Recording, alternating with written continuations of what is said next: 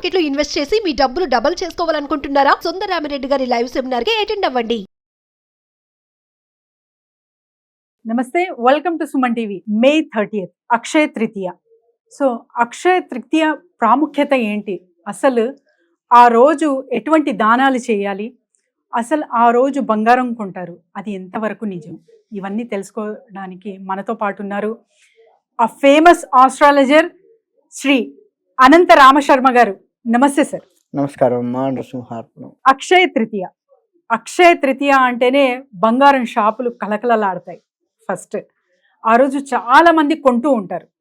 So ఆ రోజు బంగారం కొంటే సంవత్సరం మొత్తం మనకు ఆర్థికంగా చాలా చాలా బాగుంటుంది అనే నమ్మకం. ఇది ఎంతవరకు కరెక్ట్?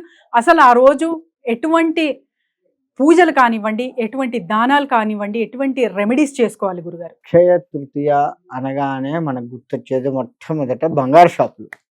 భగవంతుడు గుర్తురాడు, ఏది గుర్తురాదు. అక్షయ తృతీయ వస్తుంది అనగానే ముందుగా మనం బంగారాన్ని కొని పెట్టుకోవాలి ఆ రోజు అని డబ్బులు కూడా సేకరించి పెడతాం. బంగారం కొనడం అనేది తప్పు మాట. ఉన్న బంగారాన్ని మనకు ఏ భగవంతుడైతే ఇష్టమో, మన ఇంట్లో ఆల్రెడీ ఆడవాళ్ళకి చాలా బంగారం ఉంటుంది, బంగారం కొనేది కూడా ఎక్కువ ఆడవాళ్ళే ఒక రకంగా చెప్పాలి అంటే. అలా మనం ఉన్న బంగారాన్ని ఒక లక్ష్మీదేవి ఒక కలశాన్ని ఏర్పరచుకొని, లక్ష్మీదేవి విగ్రహము చిన్న విగ్రహాలు పెద్దది ఏ ఉన్నా పర్వాలేదు, లేకపోతే కలశాన్ని ఏర్పరచుకొని దాంట్లో అమ్మవారిని ఆవాహనం చేసుకొని ఉన్న బంగారం మొత్తం కూడా అమ్మవారికి అలంకరణ చేసి, ఆ కలశానికి అలంకరణ లేదు, కలశం మన వల్ల కాదు, ఖచ్చితంగా ఇంట్లో లక్ష్మీదేవి ఫోటో అందరి ఇళ్లలో ఉంటుంది. ఎంత బీదవాడు కానీ ఎంత కోటీశ్వరుడు కానీ ఫోటో అయితే ఉంటుంది. ఆ ఫోటోకైనా అలంకరణ చేసి లక్ష్మీదేవికి సంబంధించినటువంటి అష్టోత్తరము, శ్రీసూక్త పారాయణాలు వస్తే శ్రీసూక్త పారాయణాలు ఇటువంటివి కనుక చేసుకుంటే మనకి ఎంత బంగారంతో అలంకరించామో మన ఇల్లు కూడా అలా బంగారంతో అలంకరింపబడి ఉంటుంది. అది మనం చేయవలసింది. ఉన్న బంగారాన్ని చక్కగా మరి వేసుకున్నాం కదండి, ముందే వేసుకున్నాం కదా, ఎట్లా చేస్తే కడగండి శుభ్రంగా. చక్కగా గంగాజలం ఉంటే గంగాజలంతో కడిగి, లేదు ఇంట్లో శుద్ధమైన నీరు ఉంటుంది, మనం మంచినీళ్ళు తాగే నీరు, మినరల్ వాటర్, దాంతో ఒకసారి కడిగి తుడిచి చక్కగా అలంకరణ చేయండి. మనం పూలు దేవుడికి ఎట్లా అలంకరిస్తామో మన దగ్గర ఉన్నటువంటి బంగారం మొత్తం కూడా ఆ ఫోటోకి లేదు విగ్రహానికి అలంకరణ లేదు, కలశానికి దేనికైనా సరే అలంకరణ చేసి అమ్మవారికి సంబంధించింది చదవండి. చక్కగా మనం ఎట్లాంటి బంగారం అలంకరించామో అట్లానే ఎంత బంగారాన్ని అలంకరించామో సంవత్సరం మొత్తం కూడా అలా బంగారంతో మనము మన ఇల్లు కలకల్లాడేట్లుగా అమ్మవారు చూసుకుంటుంది. కానీ బంగారం కొనడం మాత్రం తప్పు. బంగారం కొనడం అనేది ఆ రోజు కొనడం ముఖ్యంగా. బంగారం అనేది అహంకారానికి చిహ్నము కాబట్టి ఆ ఒక్క రోజు కొనద్దు, మిగతా ముందు రోజు వెనక రోజు మీ ఇష్టం. ఇప్పుడు మనకి 30వ తారీఖు వచ్చింది, 29 కొనండి, 1వ తారీఖు కొనండి, కానీ 30 కొనొద్దు. అక్షయ తృతీయ రోజు కొనొద్దు. అలా చేయండి. ఆ ఉన్నదాన్ని అమ్మవారికి అలంకరించండి. లేదు స్వామివారు ఇష్టదైవం స్వామివారు, ఏ దేవుడైతే ఆ దేవుడు స్వామివారికి అలంకరించండి. ఎందుకంటే దాన ధర్మాలు చెయ్యాలి అంటారు. ఎటువంటి దాన ధర్మాలు చేయాలి? మనం ఏ దానం చేస్తామో అది మనకు ఎప్పటికీ ఉండిపోతుంది. అక్షయ తృతీయ రోజు మనం చేసేటువంటి దానము, జపము, తర్పణము, హోమము, యాగాదులు, లేదు అభిషేకము, ఇటువంటివి మనం ఏదైతే చేస్తామో అది మనకి, మన కుటుంబానికి, మన వంశానికి కూడా ఆధారమై ఉంటుంది. ఉదాహరణకి అన్నదానం చేశాము, మనకి ఎప్పటికీ కూడా ఆ అన్నానికి లోటు ఉండదు. అన్నదానం అనగానే మనం ఉదాహరణకి అన్నమే అనుకుంటాం. పప్పు, ఉప్పు, ప్రతి ధాన్యము కూడా ఆహార పదార్థం కిందకే వస్తుంది. అన్నదానం చేస్తే ప్రతిదీ కూడా ఆహార పదార్థమే కదా. అన్నం అయితే తినం కదా, పప్పు, కూర, సాంబార్ ఏదో చేసుకుంది. అలా ధాన్యదానం చేయడం అనేది మంచిది. ఆ ధాన్యం ఎప్పటికీ కూడా మన ఇంట్లో కొలువు ఉండిపోతుంది. మనకి, మన వంశానికి కూడా, మన పిల్లలకి, వాళ్ళ పిల్లలకు కూడా అది ఎప్పటికీ ఉంటుంది. అందుకే మనం ఇవాళ కొద్దో గొప్ప సుఖంగా ఉన్నాము అంటే మన పితృదేవతలు ఈ అక్షయ తృతీయ నాడు ఎంతో శ్రమ చేసి జపాలు, తర్పణాలు, హోమాలు చేసుకొని వాళ్ళ ఆర్థిక పరిస్థితిని బట్టి వాళ్ళకు తోచినంతగా చేసుకోబట్టే ఇవాళ కూడా మనం కాస్త సుఖపడుతూ ఉన్నాము, మన ఇంట్లో కొద్ది గొప్ప బంగారాన్ని ఏర్పరచుకున్నాము, కొద్ది గొప్ప తినడానికి లోటు లేకుండా ఉన్నాము, లగ్జరీ కార్లలో తిరుగుతున్నాము అంటే మన పితృదేవతల యొక్క అనుగ్రహం అది. మరి ఎటువంటి హోమాలు చేసుకోవాలి గురుగారు? ఏ హోమమైనా చేసుకోవచ్చు, ఈ హోమం అని లేదు, భగవంతుడికి సంబంధించి ఏదైనా చేసుకోవచ్చు. ముఖ్యంగా ఈసారి అక్షయ తృతీయ వచ్చేసి మనకు బుధవారం వచ్చింది. బుధవారం అనేది బుద్ధిని ప్రేరేపిస్తుంది, గుర్తుపెట్టుకోండి. బుద్ధిని ప్రేరేపిస్తుంది, మన బుద్ధి బలాన్ని ఇస్తుంది. బుధవారం బుధుడికి బాగా ప్రీతికరమైంది, బుద్ధి బలాన్ని ఇచ్చేది బుధుడు, అలా బుద్ధి బలాన్ని ఇస్తుంది. అంతేకాకుండా వినాయకుడు సిద్ధి బుద్ధి సమేత వినాయకుడు ఉన్నాడు మనకి అమ్మవారిలో. సిద్ధి బుద్ధి అమ్మవారు సైతంగా మనకు వినాయకుడు ఉన్నాడు. మరి అటువంటి అమ్మవార్లను ఒళ్ళో కూర్చోబెట్టుకున్న వినాయకుడు అనుగ్రహం కూడా కలుగుతుంది. బుధవారం నాడు అధిపతి బుధుడితో పాటుగా వినాయకుడు కూడా, అంటే విఘ్నకారకుడు, విఘ్నాలని కూడా తొలగిస్తాడు. ఈ రోజు నాడు మనం భగవద్ ధ్యానాన్ని గనక చేసుకుంటే అటు వినాయకుడు, మనం వినాయక ప్రార్థన చేయకుండా ఏది చెయ్యం.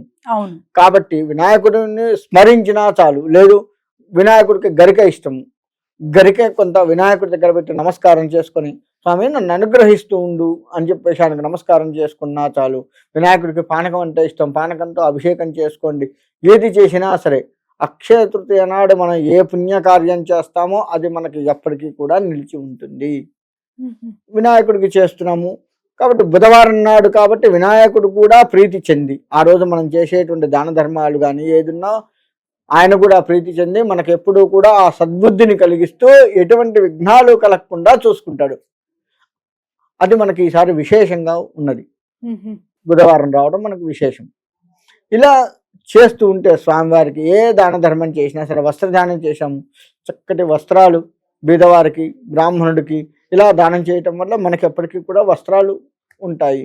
బంగారం దానం చేశాము, కొనొద్దని చెప్పాను కానీ దానం చేయవచ్చు. మన ఇంట్లో ఉన్నది చిన్న అరతులము, తులము, పావుతులము, ఇలా సెంట్ అనేది అంటారు, అది చిన్న ముక్కు పుడకైనా సరే దానం చేస్తే మన అహంకారాన్ని ఇచ్చివేసినట్టు. అహంకారం పోతే ఏమవుతుంది, సాత్వికత వస్తుంది మనలో. సాత్విక బుద్ధి ఉండి మనం ఇంకా ఎదుగుదలకు ఆ సాత్వికత ఉపయోగపడుతుంది. అలా బంగారం దానం చేయడం వల్ల మన లౌకిక పరంగా చూసుకుంటే బంగారాన్ని దానం చేయటం వల్ల మనకి ఎప్పుడూ కూడా ఇంట్లో బంగారం కొలువై ఉంటుంది. అందుకని బంగారాన్నైనా దానం చేయమని చెప్పారే కానీ బంగారాన్ని కొనుక్కోమని చెప్పలేదు, అహంకారాన్ని కొనుక్కోమని చెప్పలేదు. మనం ఉన్నదాన్ని అలంకరించమని చెప్పాను ఇందాక. నేను అలంకరించడం ఏంటంటే నా దగ్గర ఉన్న అహంకారం మొత్తం నీ పాదాల దగ్గర పెడుతున్నాను, నీకు అలంకారప్రాయంగా నీ ముందు పెడుతున్నాను, అది లేకుండా నాకు సాత్వికత ఇవ్వు. నీకు ఈ బంగారం లౌకిక పరంగా బంగారం కావాలి, అలంకారప్రాయం, నాకు ఎప్పుడు కూడా అలంకారప్రాయంగా ఉండేటట్టు చూడు, కానీ నాలో అహంకారాన్ని తీసివేయి అని చెప్పేసి భగవంతుడికి చెప్పుకోవడం అనమాట అదంతా కూడాను. ఆ విధంగా గనక ఎవరైతే చేస్తారో, బ్రాహ్మీ ముహూర్తంలో దీపారాధన ప్రాముఖ్యత ఇచ్చారు ఇక్కడ. బ్రాహ్మీ ముహూర్తంలో కనుక ఎవరైతే ధ్యానము ఇటువంటి అన్ని కూడా చేస్తారో, ఇంకా ఆ యొక్క బ్రహ్మదేవుడి ఆశీస్సులు, సరస్వతి బ్రహ్మదేవుడి భార్య సరస్వతీదేవి, వారిద్దరు కూడా బ్రాహ్మీ ముహూర్తంలో అలా ఆకాశంలో విహరిస్తూ ఉంటారట.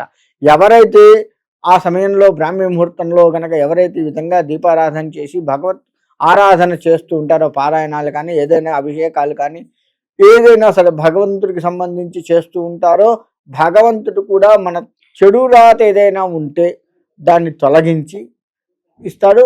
సరస్వతీదేవి విద్యాబుద్ధులు ప్రసాదిస్తూ ఉంటుంది. కాబట్టి బ్రాహ్మీ ముహూర్తంలో చేయడం అనేది ఇంకా విశేషము. ఈ విధంగా కనుక మనం అక్షయ తృతీయని కనుక వాడుకున్నట్లయితే చాలా బాగుంటుంది. అసలు అక్షయము అంటేనే నశించిపోనిది అండి. క్షయము అంటే నశించిపోయేది, అక్షయము అంటే నశించిపోనిది అని అర్థం. కాబట్టి మనం ఈ విధంగా చేస్తే అది ఎప్పటికీ కూడా మనకు నశించిపోకుండా ఉంటుంది. దీన్ని ఇంకా ఏ విధంగా చెప్పుకోవచ్చు అంటే, అసలు ఈ అక్షయ తృతీయ మనకి ఎట్లా వచ్చింది అంటే, ఈ పాండవులు వనవాసానికి వెళ్ళినప్పుడు వాళ్ళు అనేక రకాల ఇబ్బందులు పడుతూ ఉన్నారట. ఇబ్బందులు పడుతుంటే సూర్య ఆరాధన చేస్తూ ఉన్నాడు ధర్మరాజు. సూర్య ఆరాధన చేస్తూ ఉన్న సమయంలో సూర్యుడు మెచ్చి వాళ్ళకి ఎప్పటికీ కూడా, ఎందుకంటే పాండవులు మొత్తం ధర్మంగా ఉన్నారు కదా, అవును, భగవంతుడు కూడా వాళ్ళకి తోడై ఉన్నాడు కాబట్టి వాళ్ళ అడవుల్లోకి వచ్చారు, చేశారు, అడవుల్లో కష్టాలు పడొద్దు అని చెప్పేసి ఆ సూర్యుడు కూడా వీళ్ళకి అక్షయ పాత్ర ఇవ్వడం జరిగింది. అక్షయ పాత్ర ముందు ఏదైతే కోరుకుంటామో అది ఎప్పటికీ వాళ్ళతో ఉంటుంది. అందుకే పాండవులు చూడండి, 5గురు కూడా ఒకటే కోరుకున్నారు, ఎప్పుడు కూడా విడిపోకూడదు, మేము ఎప్పుడు కూడా ధర్మంగా ఉండాలి, ఇటువంటివన్నీ కోరుకున్నారు. వారు ఎప్పుడు కూడా ధర్మంగా ఉన్నారు. ఎప్పుడు కూడా భగవంతుడు మా చెంత ఉండాలి, కృష్ణుడు ఎప్పుడు వీళ్ళ చెంత ఉన్నాడు, వీళ్ళ విజయానికి ఆయన తోడ్పడ్డాడు, మాకెప్పుడు విజయం కలగాలి కోరుకున్నాడు. అక్షయపాత్రం వచ్చింది. అన్నపానాలకు లోటు ఉండకూడదు. మరి అడవుల్లో ఉన్నాము, మాకు కష్టాలు వస్తాయి కదా, వాళ్ళు మానవులుగా జీవించి తిరుగుతూ ఉన్నారు కదా, మరి కష్టాలు వస్తూ ఉంటాయి, కాబట్టి అటువంటి కష్టాలు రావద్దు, అక్షయపాత్ర ముందు కోరుకున్నారు. పులులు, సింహాలు, క్రూర మృగాలు ఉంటాయి, అటువంటివి కావద్దు. ఇలా ప్రతిదీ వాళ్ళు అక్షయ పాత్ర ముందు కోరుకోవటం వల్ల వాళ్ళకి మంచి జరిగింది. కాబట్టి మనం కూడా ఈ అక్షయ తృతీయ నాడు ఏదైతే ధర్మంగా కోరుకుంటామో అది మనకు ఎప్పటికీ ఉండి మన విజయానికి తోడవుతుంది. ధన్యవాదాలు గురుగారు.